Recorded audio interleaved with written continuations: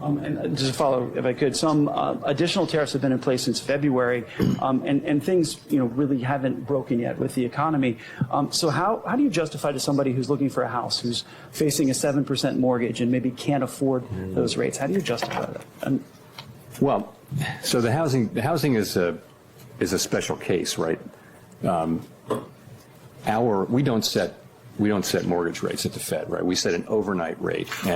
Well, they don't set it, but it's very closely determined. If there's at 5, because a bond is considered very safe, then the mortgages always trade at a premium to that.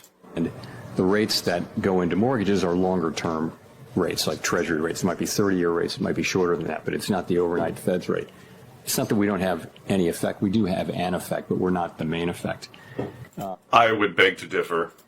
There are other things going on in the housing sector, and one of those is just there's kind of a long-term housing shortage that we have. We haven't built enough housing.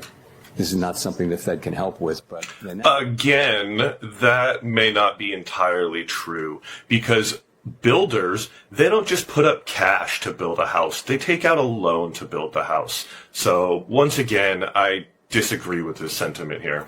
That'll be the case even after things normalize. So I think the best thing that we can do for housing is to have 2% inflation and maximum employment, and that's what we can contribute to housing. There are lots of other jobs to do for the private sector and Congress, but that's what we're trying to get to. I mean, we've made a lot of progress toward that. We have a very good labor market right now. Inflation, we were very close to 2%. We're seeing some goods inflation move us away, but so far not very far away. How about this? Let's have a mandate for the Fed. And one of them just be that housing is affordable.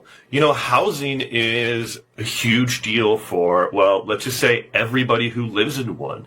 So I think maybe it might be something that the Federal Reserve might need to start paying more close attention to. And there's a number of ways in which they could do that.